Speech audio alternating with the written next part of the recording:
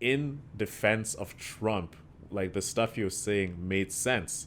So going Not back, all of it. No. what did make sense? You saying the election was rigged. But okay. Hello and welcome to the Hustle Over Everything podcast. This is the podcast where we receive stories, tips, and tactics from entrepreneurs who have done it. Today is a Wildcard episode. That's where we just chop it up, talk about trending topics, see what's good, check in with each other. So, Owen, what's poppin', bro? How are you? Alex Witter. Yes, sir. The Witteroskis. The Witskis. The Dog. AW. You just stay making new names every time. ATW. The Thurgood. I should start incorporating Thurgood in there now. Bro, why do you always say my full government? Because it's a very beautiful name, man. Everybody should know it. Alex Whitfield. I do not like that at all. How do you not like your own name, bro? No, I like my name. Don't get me wrong. But I'm like, for instance, I was talking about the Uber ride where the Uber asked me for my whole government name, and I was like, Yo, you gotta tell this story because I think people need to know like how Ubermans are moving these days. All right. So take this in, y'all. So I hop in the Uber on my way here today, and the Uber asks for my name. You're coming here to record. You're coming here to record. Yeah.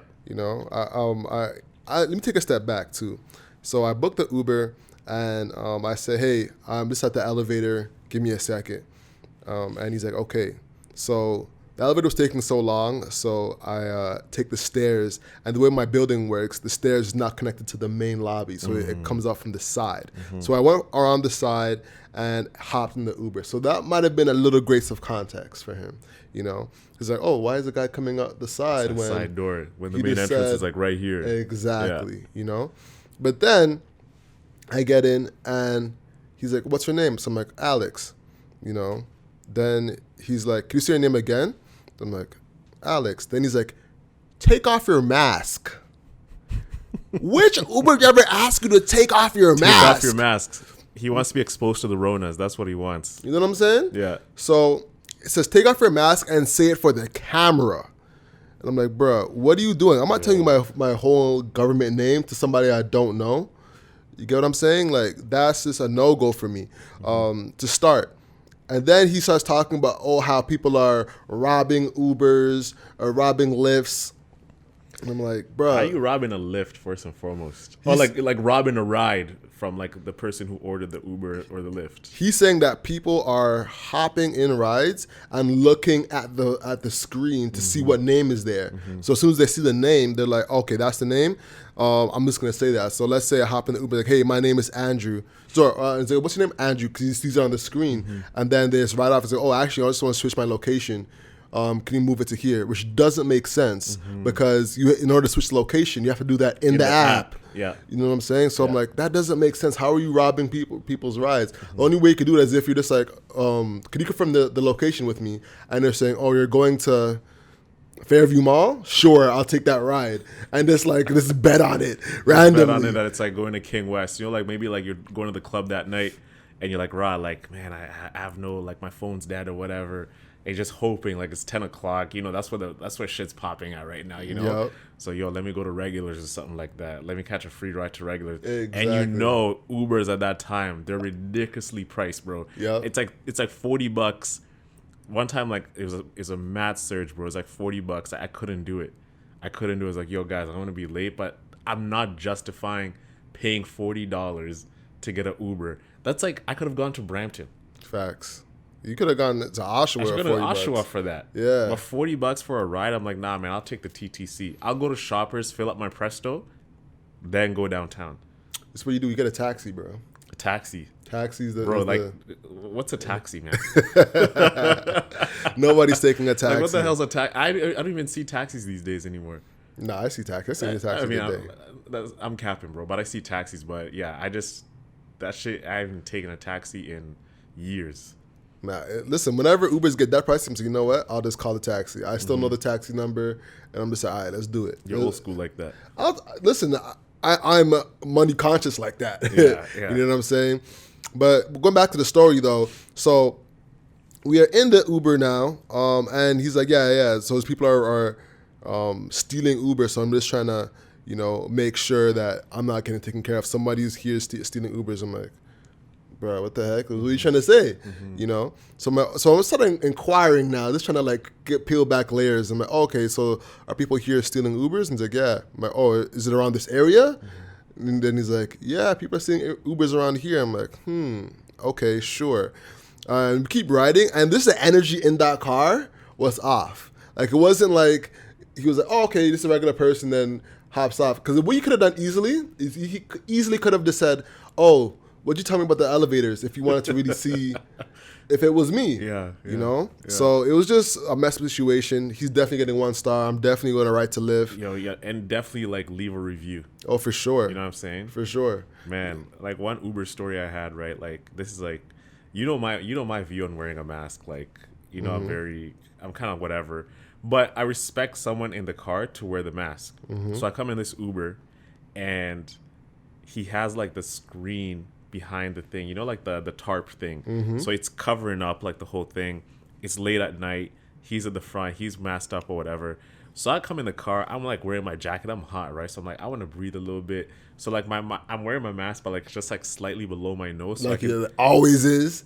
Bro, your mask game is atrocious. But fam, like I'm there in the back alone. Like let's justify the science here. Like if we're talking about trust the science, where's the science in this? Or is it just a way for you to like tell me like just to put on my mask? So I'm in the back, and he's driving. Like we're in the Gardner, and he looks back at me. He sees like I'm scrolling on Twitter. He sees my mask is like below my nose, and he's just like, "Excuse me, sir. Excuse me, sir." I'm like, "Yeah." He's like, "Could you put your mask above your nose?" I'm like, "Bruh, like you are in the front seat. You have a tarp behind the thing. Like, where's the sense in that?" So I was kind of like irritated by that because, bruh, like what's getting between this tarp? And I told my dad this story, and then my dad is just like, John, like, COVID could probably sneak around like the chairs and everything in there. Like it can like go like at the corner of like the seats, and it can just like meet him and he can get infected. I'm like, yo, do you hear what you just said? Like I was telling that to my dad, just like, does that even make any sense at all? And he's just like, nah, that doesn't make sense. I'm like, yeah, like that's ludicrous for him to say that. So it's just like little things like that just piss me off. And I mean, by the way, I'm excited for the masks to be done on Monday. So you're not gonna have to see me like, with the struggle mask. The struggle mask. Oh, hold on, but bro, that shit was just hanging off like my. It was horrible. It was horrible. I would look at you and just get pissed. Like, why is that below your nose? And you have the adjustable thing like the strap, on the back. So I'm like, you could just adjust it. You want me to adjust it for you? You want me to adjust? Like, bruh. So here's the thing, fam. Here's the thing. Yeah. In an Uber, if they're asking you to put on your mask, fam, just put on the mask. Bro, I am, but like, just you like, let the ego get to you. Yeah, keep it a buck. It's just semantics, bro. Like, it's just like, what are you talking about, bro? Like, just, anyways, man, this shit's done. It's over. We're moving on. We're going back to normal for now. Mm-hmm. And yeah, man, it's time to have a vibe again. Most definitely. So for that person that's about to. Let's see that there's a kid out there, someone on social media watching this, and they're like, yo, I have $500. I need to start a business. Have you seen the Jim Jones clip from Mining Diamonds? No, I haven't. All right, I can pull it up for you real quick. Hey, Dorcas, can you pull it up? By the way, guys, we have Dorcas in the building. Dorcas has, joined the squad over here. So let's welcome Dorcas. This is where we put like a little clap. So Dorcas is, in the background. She has a camera set up as Alex is putting this up. Dorcas, you want to say something? What's up, everyone? Yeah, so if you guys heard that, that's Dorks. I call her Dorks. I have to ask her, do you mind me calling you Dorks? This guy, bruh. I have a thing with nicknames. We definitely do. I have a thing with nicknames. Take this in. So me and Owen are going to record. This is for the Evil Wong podcast with Dion. Shout out, Dion. We're in the car. Dion, yeah. Before he even meets this lady, before he even meets Dorcas, shout out to Dorcas, he's like, Dorks, what's up? I'm like, fam, you don't know this person. What's going on? Right? Because Dorks comes out of her car, she's lugging the equipment. And I already like just felt like, yo, like she's cool peeps. I saw like the, what sweater was the sweater you were wearing? I don't remember. It was like the Reggie Miller. You were in the Reggie Miller choking, like when he was looking at Spike Lee. Yeah. Right? That's the one. That's the one. I was just like, yeah, that's my piece. So I just call it Dorks. Facts. I just thought like you were one of the people that don't know how to read my name. Oh yeah. So that's why I just accepted it. Nah, but I had to ask you permission if you like me calling you that, and you're like, yeah, it's cool. It's cool, Dorks. Word. So Dorks, welcome to 24/7 Hustler. All right, so play this up. let's go. I got $500, right? Yeah. And I'm a kid that doesn't have too much in the projects. Yeah. But I just got an extra $500, and I don't want to spend it on Jordans, and I want to see if I could make this money work for myself. What am I doing with this $500? You want me to? Oh, you want some businesses you can do with the 500? I want something. Boom. Their camera quality, that was mint. Mint coming. Yo, as podcasters now, all we see is the content, the quality of the content, and the audio content, and For like sure. the switching. We don't even pay attention to the content. It's just like that's what makes a pod, bro. Like just the quality, the production. That's the barrier of entry now, man. It's just like everyone's doing the pods. Don't you agree? No, I think if Michael Jordan right now hopped on a camera and off his phone and said, "Hey, I'm starting a podcast," so right now I don't care what equipment he's recording on, I'm listening. That's you know true. what I'm saying? If Obama, well, no, maybe not Obama. Actually, Obama started a podcast and it wasn't good. Michelle Obama. Oh, the one she got to deal with Spotify. Yeah, it wasn't was that bad? good. It wasn't that good. Nah, I listened to it. Did it seem like You know, too like? It's too polished. It's too polished. It's too right? polished, you know. And the thing about podcasts is it's supposed to be, you know, your authentic self. You know, there's truth in it. Yeah. You know, so you can have a very polished podcast, but if there's no truth, you know, it comes off as contrived. And that's what was happening with Ozzy. He was interviewing Matt Damon and other celebrities, but they weren't being truthful. There was just like a quick promo reel, so no one was really watching and they were engaged. The reason why we're tuning into Breakfast Club isn't because they have good quality. It's because Charlamagne's asked them like, if you can truthful smell the fart off their chair. no, he was being aggressive as hell. Yeah, he was crazy with it. But you know what I think is Charlamagne's biggest. And you actually had you said some Charlemagne stuff early on. I don't think you want to bring it up on the pod, but he is very extra. For sure. You know what I'm saying? Mm-hmm. He's very extra, but he used to have a shock thing. That was his shtick for a while, you know, and it worked. But I think what the biggest improvement for Charlemagne though was the fact that he went from shock jock to like this new and improved therapy person and had the complete 180 above any other person. Like he was shock jock, and then went and was way better than any other person. But we're talking about the Jim Jones content. You know what I'm saying? If you had $500 right now to build a business up, what are you doing? And what could people do? Oh, you're putting me on the spot here, Alex. Let's go. Alex Witty. He wants me to be witty here. All right. So, Alex Dorks, what I'm doing if I have $500, if I have, and I'm starting a business, what I'm going to do, I'm going to go online and I'm going to look at, first I'm going to check out Alibaba or a website called thief.co. And I'm going to look at, okay, what are the most popular trending products that people are buying today? What are some things that people need that they could I can easily test out the product and see how it works. So that's one thing I'll do. I'll give you the e-commerce route and I'll also go the service route too. So I'll be like, okay, what is something that people are buying now that I can easily just go buy the product, test it out, and put it online. So I'll buy the product, I'll identify the market, I'll see how big that market is and how much money I can make out of it. Like, what's the product cost? Like, how much margin can I make out of this product, like, once I actually put it out there online to sell? So I'll order the product, make a couple videos around it, put that online, put that on Facebook, spend minimal money on ad just to get some interest. $500, bro. $500. All right, so bro, so let's say the product costs $60 to order, right? $60 to order the product. $60 to order, because I'm not buying bulk yet. Okay. So I'm not buying bulk yet. So $60, I bring that in there. So let's say we get a proper video team to record the video, make it look good, make it look polished, if it's something, let's say if it's like an ear cleaning wax product that I can see on Alibaba, okay, I know people like cleaning their ears. I know people don't like using the Q-tips. So let me actually go bring this in. You can actually create a video showcasing, hey, this product works like this when you twist it, because if you use a Q-tips, you're actually pushing the wax the wax inside. in there. So this actually allows you. So it solves a problem. There's a market. Everybody likes cleaning their ears at home. People don't want to buy multiple Q-tips. So I'll record a video showcasing that process of how it removes and like how much this does it.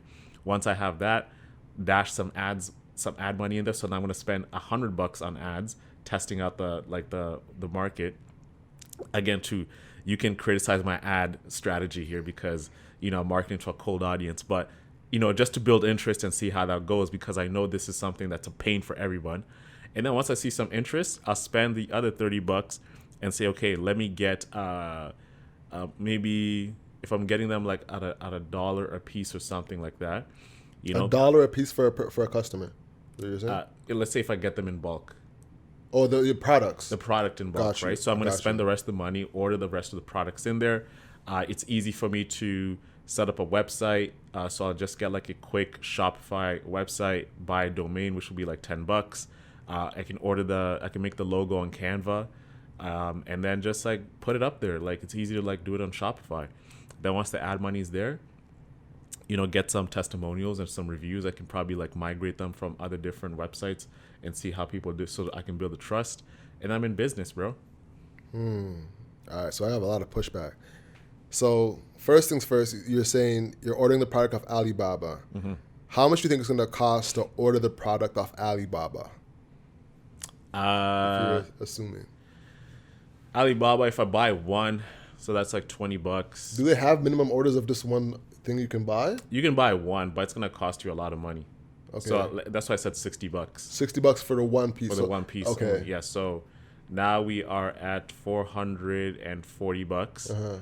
So the rest of the money, I'm like spending that on like actually creating content around the product. All right. Right. So create some videos like the cartoony videos where you can actually showcase like, hey, this is before and after, like using the thing. Got And you. actually do that. So you're going to like Fiverr to get the video done?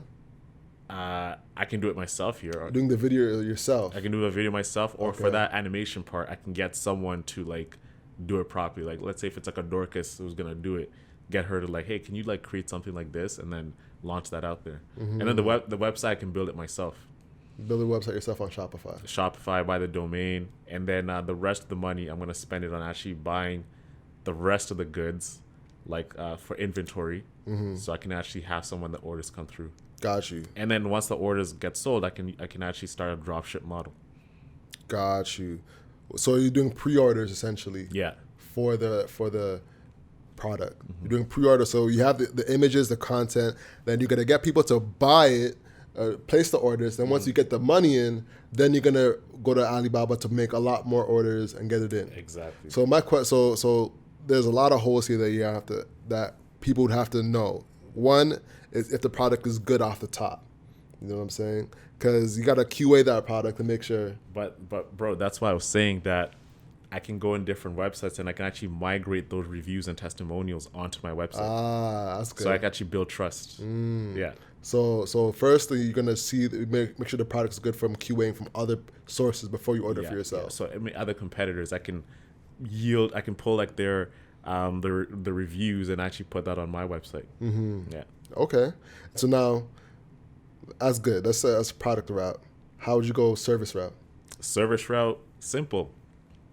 Go on Google, see like what service people like in the area that people need a lot. So if it's something that's going to require like some labor, those businesses I can easily get customers. So let's say if it's like a cleaning business, like so right now what I know is spring is here and everyone's windows are dirty, right? So if I live in a neighborhood, and because I like, for example, I grew up in Sarnia. It was like a very like suburban place. A lot of older folks who live in that neighborhood. They don't want to be out there like cleaning their windows and like doing all that stuff. Some guys do. They take pride in doing that for themselves. But for the elderly women out there who want to just have some upkeep around their house, like, hey miss, let me clean your windows for you. So what, I'll take the money, I'll go print out hey, this is O'Dollar Man's Cleaning Services, right? Or Agent Double O Cleaning, right? So I'll brand it like that. Like I'm like slick, I come in, just get the job done, in and out, boom.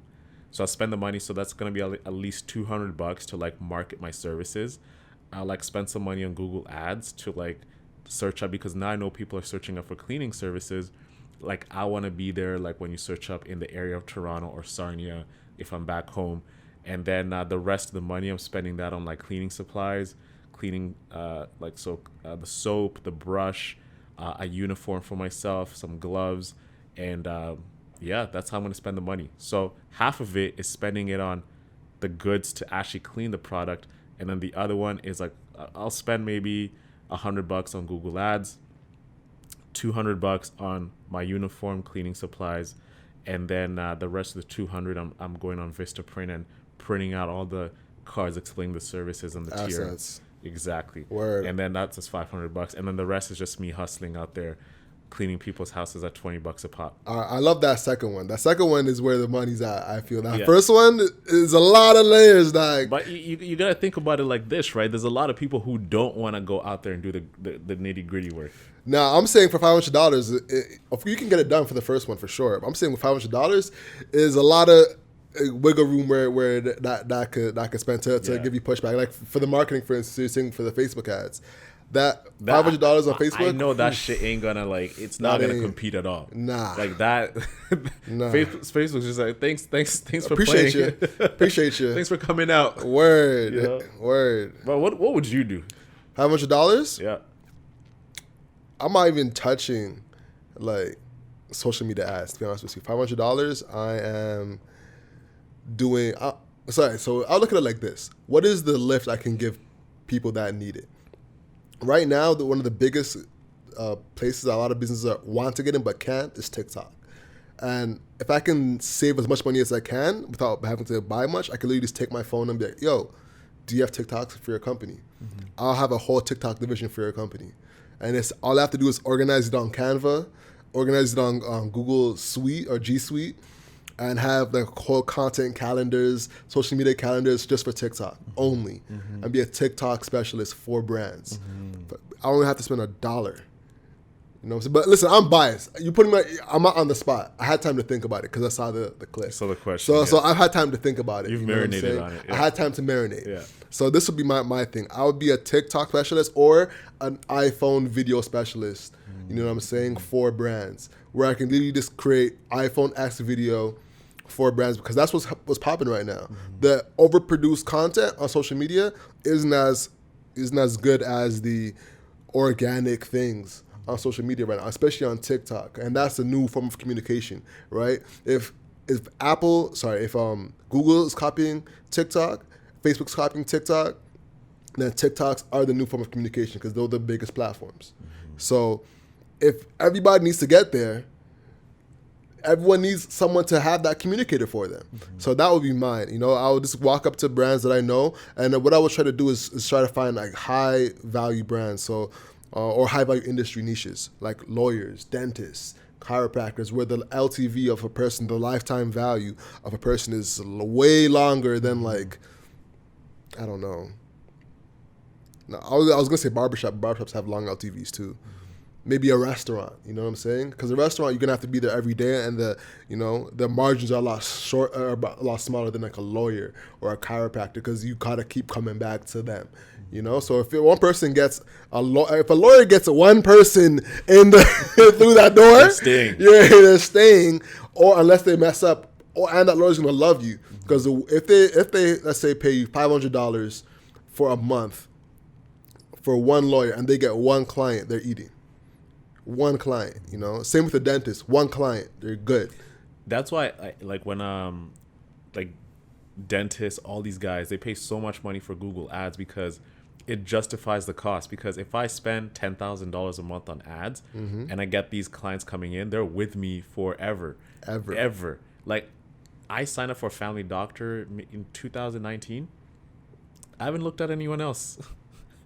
You know what I mean? Facts. So Facts. It's good. And that's one thing, like, for our audience, as we're just riffing, like, what is your LTV strategy? How are you getting people to stay with you for a long period of time? You know what I'm saying? So that's one thing that I would do. I would have a social media agency specifically for TikTok where I'm creating TikToks consistently. But you know what I want to ask you? What's that? I want you to step out of your agency mind, because I feel like you're kind of biased because you work in an agency world with what you do. What would you do if it was not related to digital marketing or content creation? If it was not related to digital marketing, all right, if I'm just like a kid in high school, Yeah. one thing I could do, well, the thing is, I was putting it for a kid in high school. Like, that was my mindset. I was like, yo, if I'm a kid in high school, I can just go up to, like, walk up to the business, big, hey, I make TikToks. You know what I'm saying? So that's what I was thinking. Other things you could do is you could do what service were you doing? Window cleaning. Window cleaning. I was thinking mowing lawns. Mowing That's lawns, an yeah. easy one. You know, But you also have to imagine, to buy a lawnmower, it's like $400. no, it's not. Yeah, it is. It's like $250. You sure? Let's look it up right now. Lawnmower sale. Oh, and you can rent them too. Lawnmower, $250, $169, $150 right there. $150 for a lawnmower. You know what I'm saying? Oh, damn. That's actually pretty reasonably priced now. Exactly. You know, and then you sign on people. It's like, yo, let's make a summer contract. You know, sign on 6 houses. Yeah. You know, another one's car detailing. That's a big one. All you need is water and soap in a bucket. Bro, lawn mowing changed my life, because that was my first ever business. In high Really? school. Yeah. That's when I realized the power of entrepreneurship. Break it down. I was like, I remember I told you this story. My mom wanted me to get a job at like Timmy's or Harvey's. It was like spring break, like kind of like around that time. And I was just kind of like, like I don't really want to do that. I just want to just chill at home, right? And I was like, man, you know what? If I go to Timmy's or whatever, I'm going to be making this for the entire day. Let's say if it's $80 for like 6-7 hours. That's my wage. Like for it's criminal how much you get, like how much little you get paid just for standing around, taking like shit from people, orders and whatever. So I just saw an opportunity. I was like, you know what? Let me go out there and actually just cut my neighbor's grass, like cut their thing. I have a lawnmower here. I have energy. I'm young. And when I went there, I was like, hey, $25. So the entire day I was done cutting grass in like 3 hours for my neighbors. And I made like over $100. And that's when I realized, like, and then I went back home and chilled. There was no boss over me. There's no one telling me do this or do that. No one telling me when to take a break. I was like, wow, this is sick. I can go back, eat lunch, come finish the job. Just having that autonomy of my own dollar. Like, I was out there eating what I killed. Yeah, You get me, bro? For sure. And that was a transformative time in my life. I was just like, it was a massive paradigm shift. I was like, never am I ever gonna like work and not have this option of chasing a business. Monumental shift in my life, bro. Facts. You get me? And then you can like scale that up. You know? You can scale that up, you know? Facts. So let's keep it pushing, bro. The only thing, like I said, with yours, I think is the added cost. They add up. But that second one though is fire. I think we can easily go do that right now, bro. Which one? The window cleaning. Window cleaning for sure. We can rake For sure. money. For sure. What's stopping us? Our businesses, our jobs, our doing right lives, now. our girls, Yeah. all that. Yeah. But let's keep it pushing. One thing that is stopping us is getting an Ontario ID, the digital ID. Okay, I know what this is, but for the new people who are listening, let's actually bring up what the digital ID is. So this is digital ID in Ontario. Here's what the site says: learn about digital identity program. Why does that doesn't Learn stop- about Ontario's digital identity There you go. program, which All right. introduces a new convenient way to prove who you are that will make accessing online and in-person services simpler, safer, and more secure. So essentially what this is, it's essentially the COVID passport, but for everything. Exactly. What do you think about this? Why do we need this? That's a great question. Why do we need this? Why do we need this? All right, so this is what they're saying. It's convenient, secure, privacy preserving, verifiable, and in your control. Wait, go back. You see that? Your data is protected using strong encryption, and unlike your physical wallet, your digital ID can easily be turned off if your phone is lost or stolen. Wow. What do you think about this, bro? I know you have some thoughts on it. Man, this is when COVID started. I said this was happening. I told you I looked crazy when I was telling you this. And I was telling my family this. I was like, guys, this whole COVID thing, as crazy as it is, it's introducing a new way of life. And this new way of life of normal that we want to go back to is never going to happen again. COVID presented a new opportunity for governments all over the world to bring in a new way of life. So what you're going to start realizing is there's going to be a cashless society moving forward. Everything is going to be digital currency. And the whole thing about this digital ID, and they're testing it with the vaccine passport, right? And that's why Canada is not dropping the mandatory vaccination for travelers leaving Canada or in Canada, because the digital ID is a testing ground for this passport. And what they're doing is they're actually utilizing banks to initiate it, because banks are like they're heavily regulated. You need it for credit, you need it for mortgages, you need to access your money and everything. That's why, like, with the whole thing with the whole Freedom Convoy, they were like using that as a way to freeze people's bank accounts just because you protested and it was not on their agenda to talk about, to criticize them. Just think about that, man. Freezing your bank account. Little old Mary is donated a Freedom Convoy because her son is out there fighting for his rights. He's like, hey, I don't want to have this mandatory vaccination. Let me go donate $50 to support the truckers. And now she is getting her bank account frozen just for that. Completely unethical. So now with the whole digital ID, what this is going to do, it's going to give you the ability, it's going to allow other certain people the ability to take away your freedoms of doing certain things, even though you have a right to do it.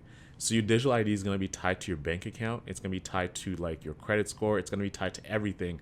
And it's essentially a social credit system like the way they have it in China, right? So the social credit system, it's going to see how good of a person you are.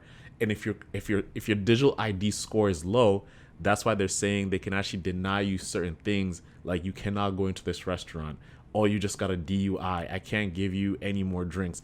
Even though you had a DUI before, but just because of that, you can't even pay for another drink. Oh, you already ate red meat. Oh, you've already taken your red meat consumption today, so you can't buy certain things. So everything is going to be under one World Bank, and this is why they're rolling this out universally, because it's going to stop you from traveling, buying certain things, accessing certain services. And that's why they're really pushing this thing out, because they want to track and monitor you everywhere you go. You get me? Most definitely. Some of the use cases they're saying for this include lottery tickets, picking up packages from the post office, applying for government assistance, vaccination records, and like you said, a bank. Another one is hiring new employees, proving business identity, opening, like you said, the business accounts, applying for loans, grants, and tax credits, and verifying customers' identity. Man, this is wild. This is wild, for sure. Yo, no, like, bro, we're actually fucked. Like, I'm serious. Like, and this is what I was scared of. Like, it wasn't even the COVID thing. It was just what they're using this for to push the agenda. Did you have a digital ID? What, in Hong Kong? Yeah. No. But China has They something were- like that. But in China, I think they have been doing that for Okay. a while. Yeah. What they do is they all use WeChat as well. Yeah, So WeChat, they yeah. can already track everything, like from what you buy just from the street vendor. Mm-hmm. So they actually are not allowing people with like lower score to even get on the train. Bingo. Mm-hmm.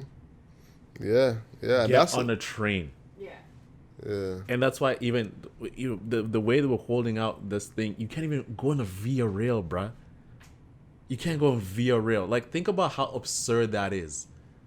Oh, without a vax passport. Without a vax passport today. It's 3 years, man. Everything is being dropped. So I can't travel to London, Ontario. I can't go to Montreal.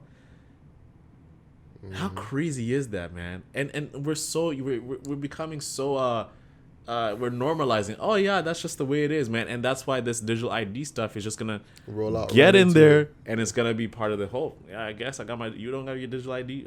Sorry for you, bud. Yeah. And you can snitch on people too.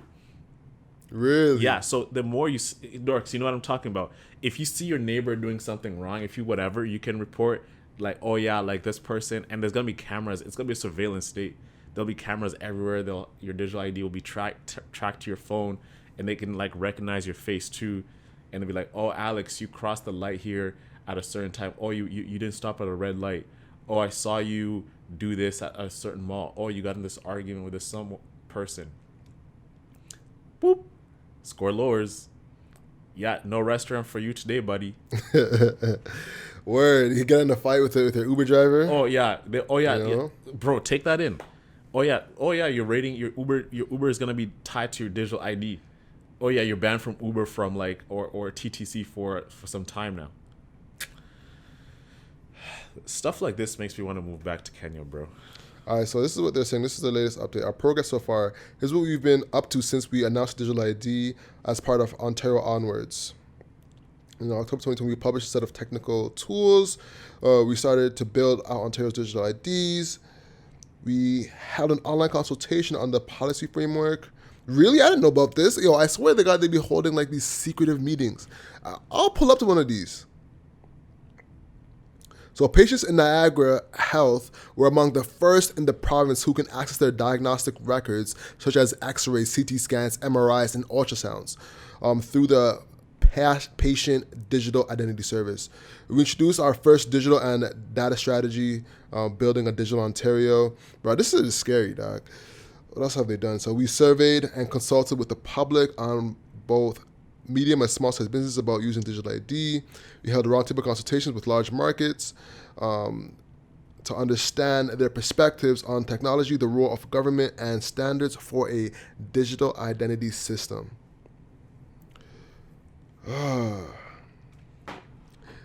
It's crazy, man. That's why when you ask yourselves, like, what's up with all this holding on to this COVID thing? It's because What's of crazy, stuff like this, yeah, man. what's crazy is that, there's actual evidence that, of course, the vaccine is not working. There's evidence of that, for one. And there's evidence that there's side effects from the vaccine. Bro, there was like, how many pages? Like 500 pages of side effects that you're getting from the vaccine.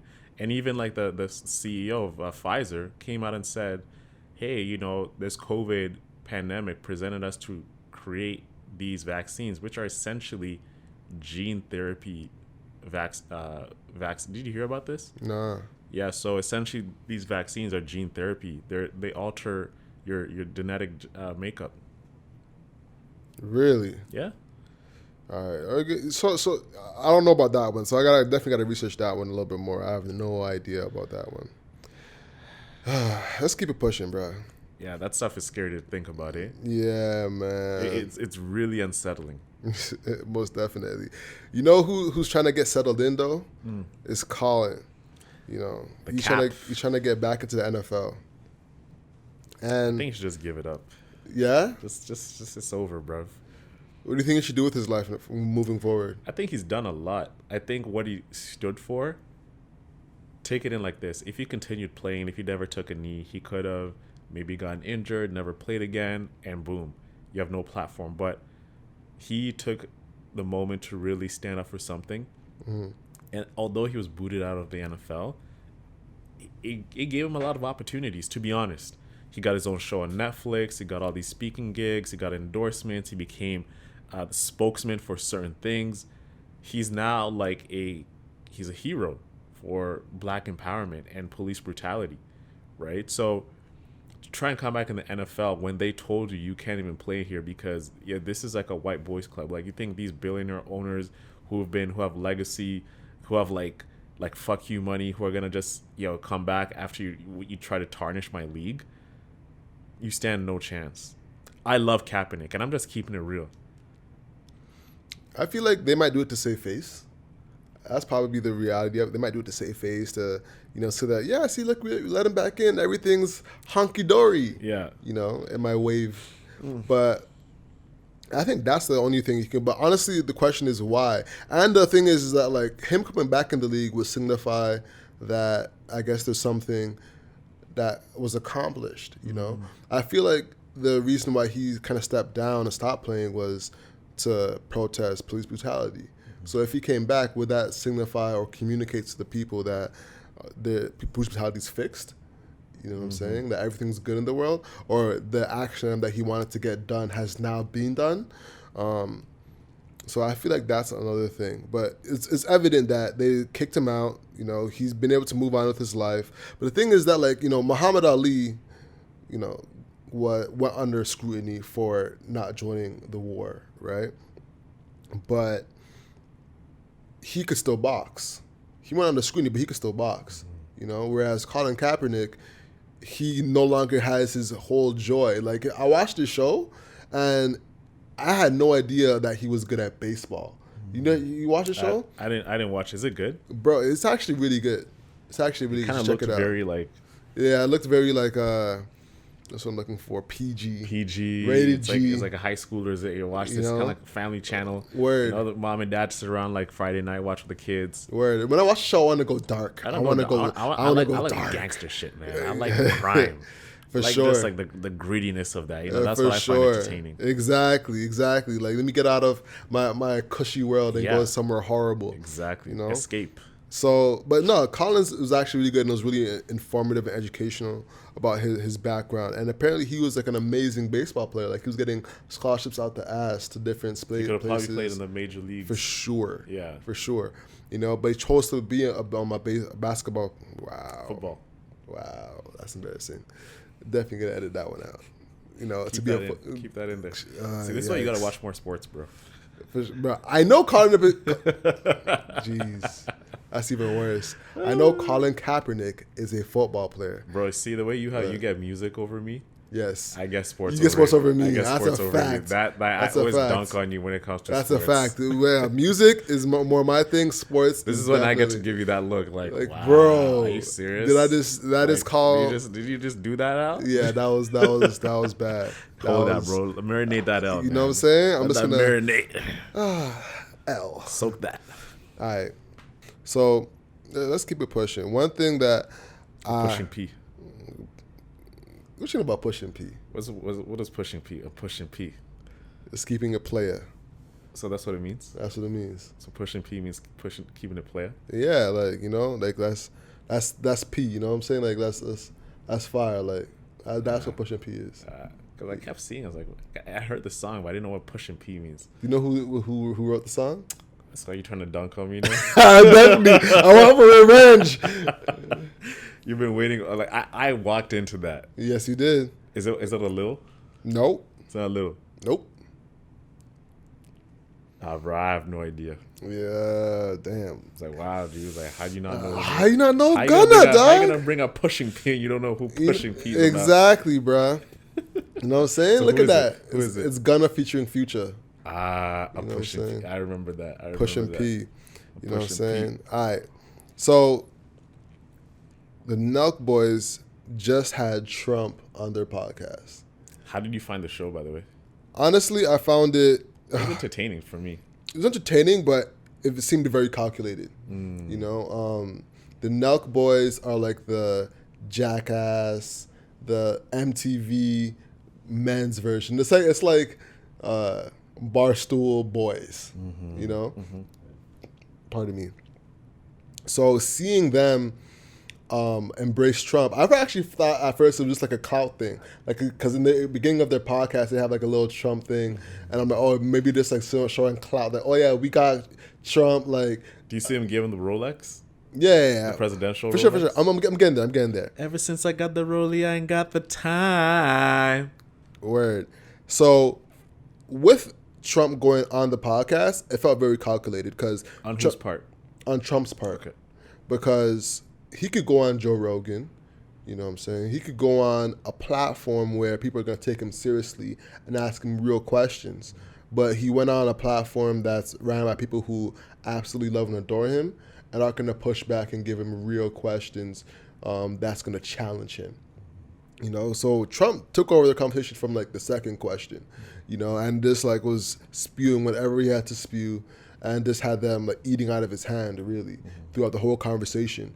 So it really was unfair in terms of what America needed, North America, of course America. But that's one thing that I think was super apparent is that like, all right, so he's talking to a base, and it's interesting seeing the Nelk boys be like a conservative, you know, like pathway. Like kids were just watching prank shows 5-6 years ago, and now they're being indoctrinated into like right-wing conservative like ideologies. You know what I'm saying?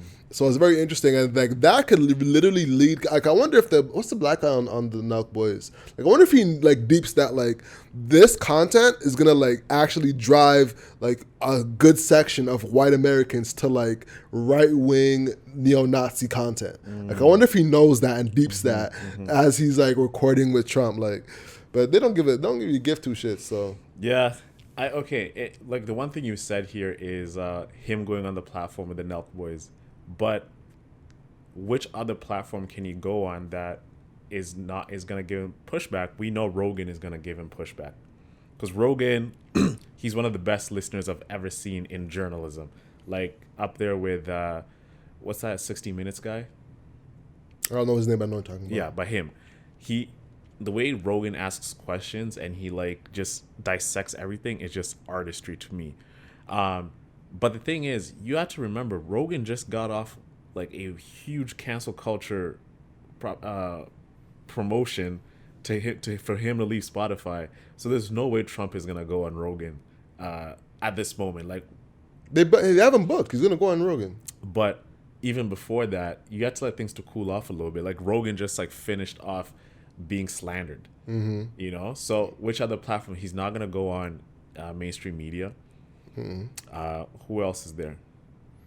You could go on Andrew Schultz's pod. You can go to Schultz. He can go to PBD, Patrick Bet-David. He's gonna give massive pushback. Massive pushback. Like if anyone, I'd want to see him on PBD because PBD, he's well educated on the political spectrum. He's a business guy. He's a great interviewer, and I think it'll be a great battle just to see them both two go at it. You know, exactly. But, yeah. But so that's what I'm saying. That there is options. There's got to be at least 5 Patrick Bet-Davids out there. You know, I think Jordan Peterson has a pot. Well, I don't know if Jordan Peterson's a good fit. Yeah. I don't think it's a good fit. Yeah. But there's probably like a good 5 to 6 platforms that are people that would give him pushback and have an honest conversation. That wasn't that. You know, he was like that. He was like Drake being interviewed by Marlon Palmer. You know what I'm saying? Like they ain't. And no disrespect to Marlon, shout out to Marlon, you know, but like that's not going to be a situation where they're giving pushback and challenging him. They're like, yo, we're grateful for you being here, you know. So all the questions and everything is just going to be aligned with him. It's not going to be anything challenging. But to the Nelk boys, that's a big W. That's a big get. Big W. That's a big get. Big W. I thought like the stuff that were there. I think one of the interviewers was actually asking solid questions. He was asking solid questions, but it wasn't challenging. It wasn't challenging. You know, it just gave Trump an opportunity to like talk and say his piece or whatever. I just found it refreshing from Trump's perspective how unfiltered he was in talking about like what's going on right now. Like it was like a very honest like conversation just to see like, oh, this is how Trump thinks about things right now. This is what's going on. And it really let me know like how as much as horrible as Trump is, he does get an unfair rap in mainstream media, you know, because some of the things he was saying make sense. It's just because he's Trump, like the liberal media doesn't like that. So like now when he was gone, CNN lost someone to be as the bad guy, and Biden is not going to be the bad guy. So who is going to be like the next bad guy? Rogan, right? Like the propaganda that was going about Rogan taking horse dewormer, which is just ivermectin, right? He was getting a bad rap, but like in defense of Trump, like the stuff he was saying made sense. So going not back, all of it, no. what did it make sense? You saying the election was rigged? But I have no clue that it's rigged. You have no clue if it's rigged. But what makes you think that it wasn't rigged? Man, listen, if the reason why people were storming the Capitol is because they thought it was rigged. So of course there's people who really think that it was rigged. But like, fam, going on there and just continuing to spew that rhetoric, I don't agree with. You know what I'm saying? For one, I think there was a lot of misinformation on that podcast episode. Listen, when somebody is in a leadership position, there's gonna be things that they're gonna have to say that to align with their base every single time. You know what I'm saying? Dr. Umar is gonna say things that align with his base, and he's gonna go off a bit. The same thing with Trump, bro. Dr. Umar and Trump are two men of the same spirit. You know, they're gonna say things that are very impactful and very true. Then they're gonna go off the radar and talk about foolishness sometimes. And that's where I see that same thing happening. I don't think the election was rigged. I personally don't. You know, but it's not. And if it was, too bad. That's the reality as well. I get it. But the fact that, so you have a problem with Trump saying that it was rigged.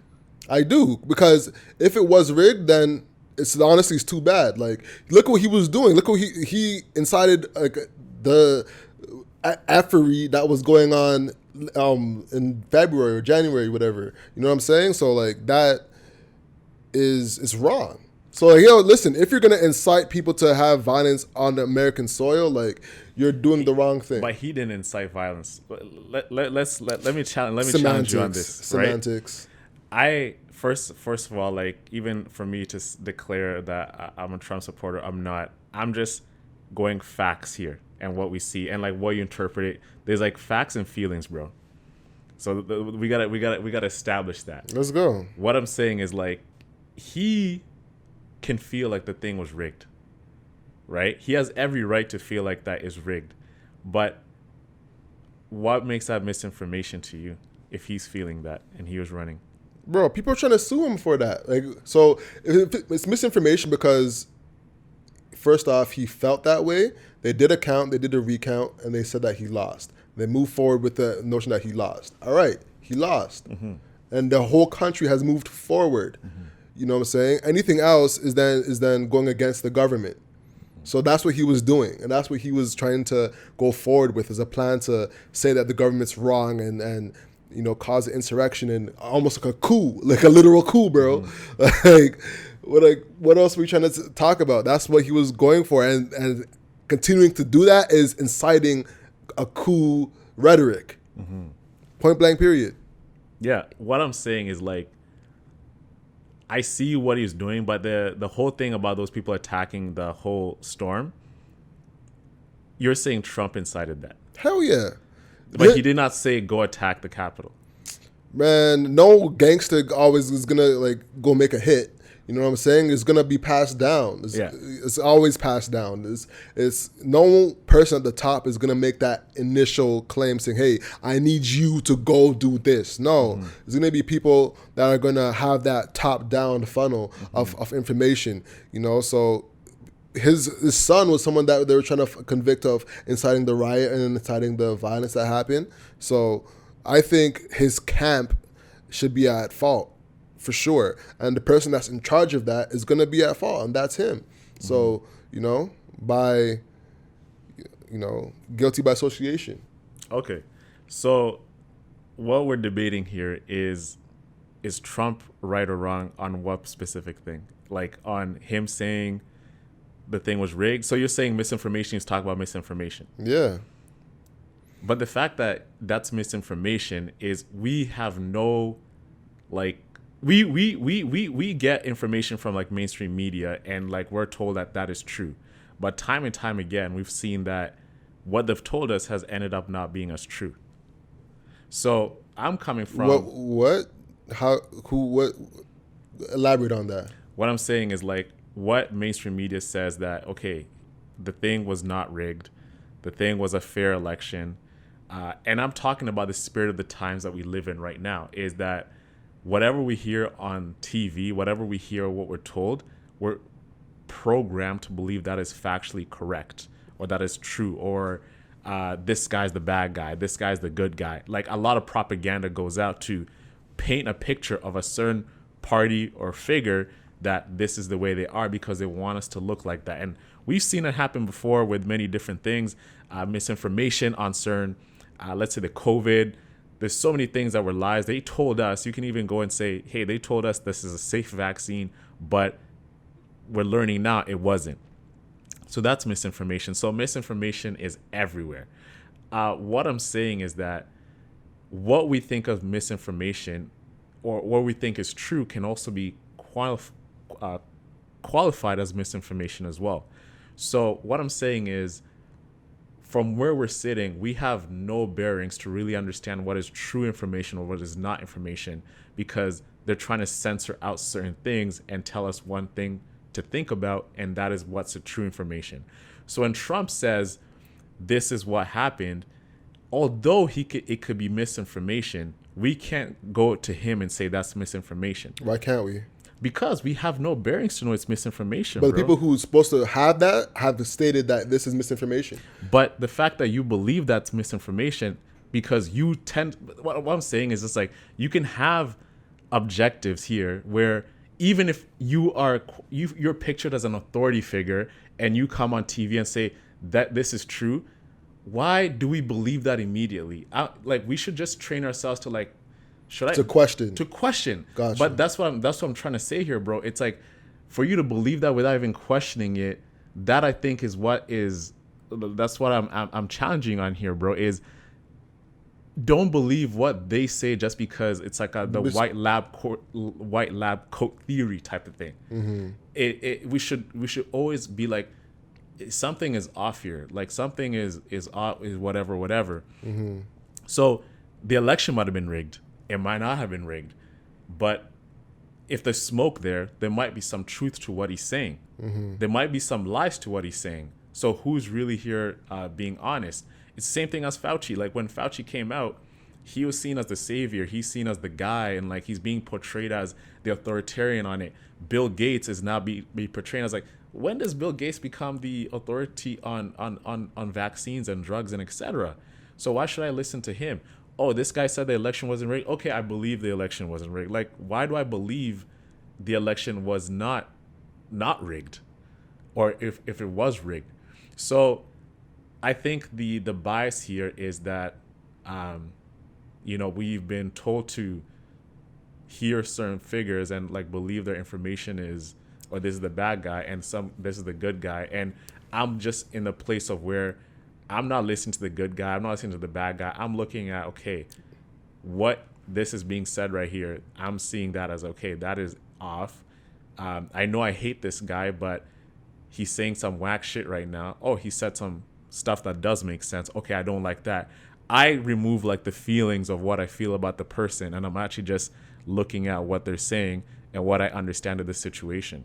Mm-hmm. So I don't align with my love or my hatred or my emotion to infiltrate my decision making or what I feel about that person for them to be either saying the truth or maybe saying a lie. For sure. I understand that. You're in search of truth.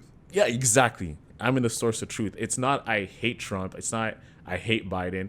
I just want to be able to turn on the news and the media for what they're saying is like, this is a fact, and not be pulled by agendas. Like, there was like a show about when Trump was running initially, and Fox News, he was essentially in bed with Rupert Murdoch, right? Megyn Kelly, the interview that she did with, you remember the Megyn Kelly interview? Nope. I'm not the political pundit, you know what I'm saying? I'm not political pundit, but like I'm saying, these media, the media platforms like Fox, CNN,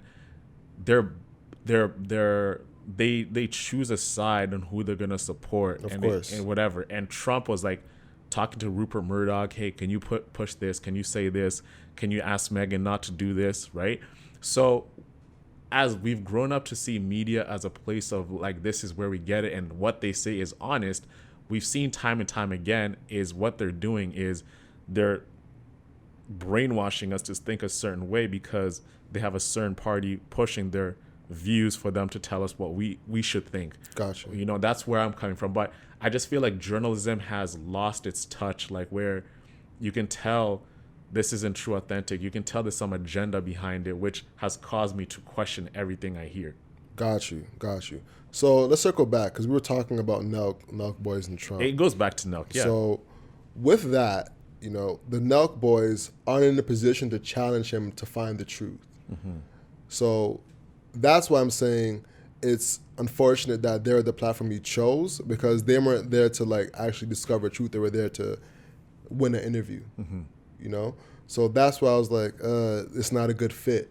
Because even though it's a big W for them, for the American public, for the people that are watching it, it's going to be a tough out. So, and it sucks because YouTube did take it down, you know, and it's an interesting thing. They shouldn't be taking it down, because all it's going to do is make it more, you know, interesting for other people to go and watch it, to figure out what he said that made it get taken down, you know?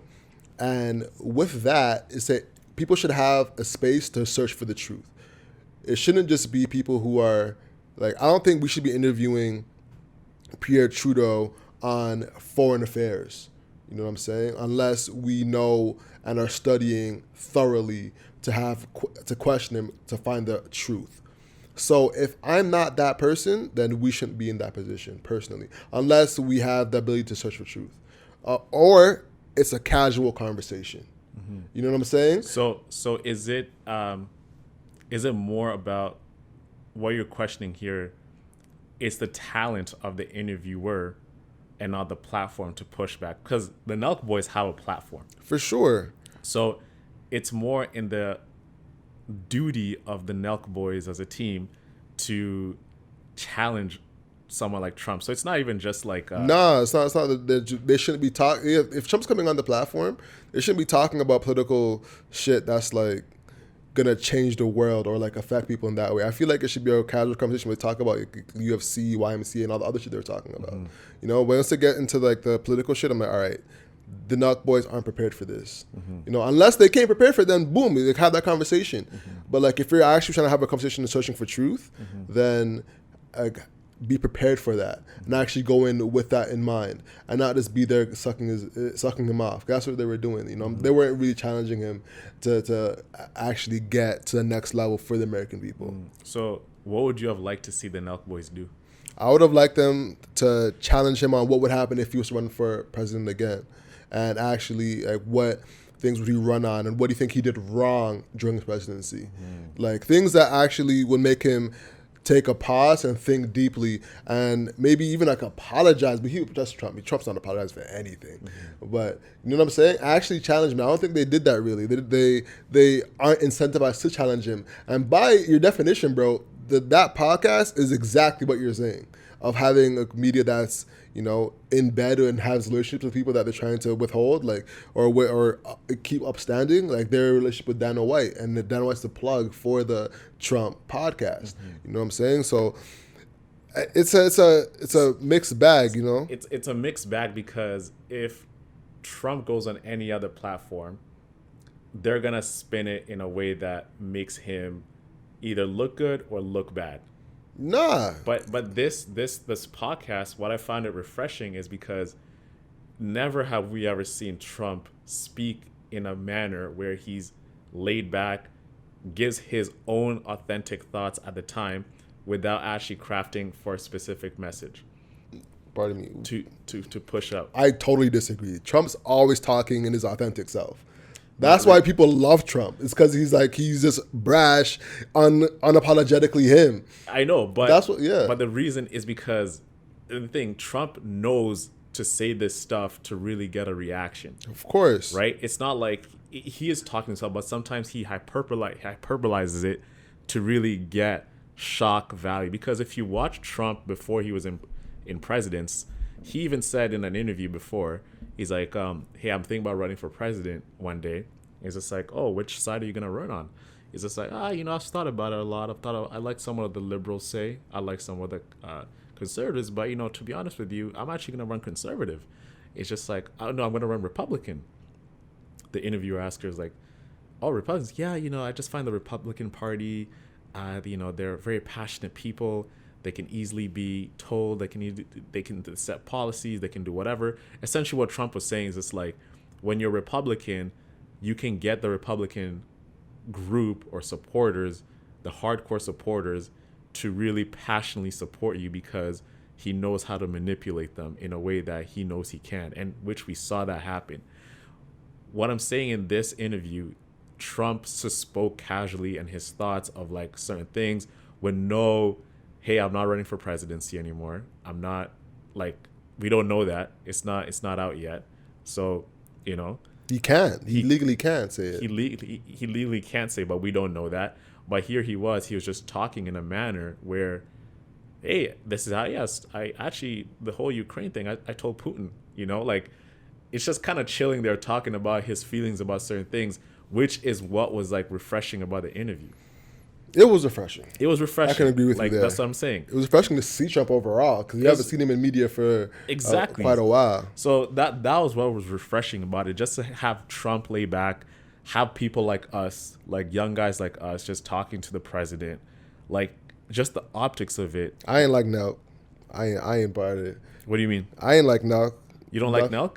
No, I'm not like Nelk. Of course. You know? Yeah, and I know like the way you feel about like Trump and the Nelk guys, like these type of guys, like, you know, feelings aside from that, right? Like you're not a Saturdays with the boys type of guy, right?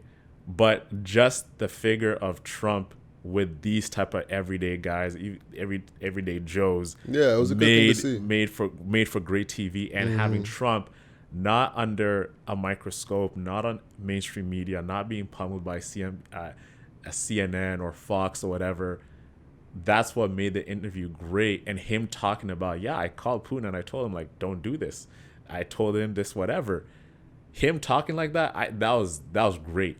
You know, and that's what we need more of, is just like unfiltered conversations with no agenda of whatever, and Trump just like coming in and talking. There was definitely an agenda, whatever, but Trump has never been given a platform like that where he's just being on a podcast and just talking. Yeah, and you never really see him candid on a long form. And on long form content. For sure. Where, man, that was such a long debate. That was good. Yeah, man. We've never debated. Yeah, I pushed you to the limit. No. I won that debate. Nah. Norris, who won that? It's not my place to say. You're being very diplomatic. Yeah, How political of you. I am. Yeah, no. I don't even know if it's one of them things where there is a winner. It's just stating each other's opinions. Yeah. You know what I'm saying? Yeah.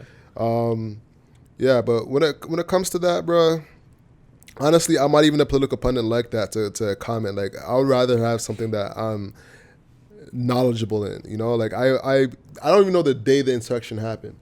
You know, so I'm not the person to go in depth about. I don't know if this is the podcast for that. You know what I'm saying? That's why it's a wild card. That's why it's a wild card. We're going wild, as I always say. Where so the work was wrapping up, man. What do we have on the docket? What's coming up? I'm not sure. Nothing yet. Nothing we can announce yet. Nothing we can announce yet. You know, we have some dope interviews lined up that we're gonna do. You know, I can't announce it yet, so we're gonna have to just wait on it. But yeah, we have some really interesting stuff coming, so make sure you stay tuned. If you're not following us on Instagram at 24/7hustler, of course, go do that. Stay tuned for more content, man. With that being said, Norix, Alex, you know, close us out. The hustle is what you can't control, so control your grind and control your life. I'm Alex. And I'm Ono Sinde. And that wraps up the show, y'all.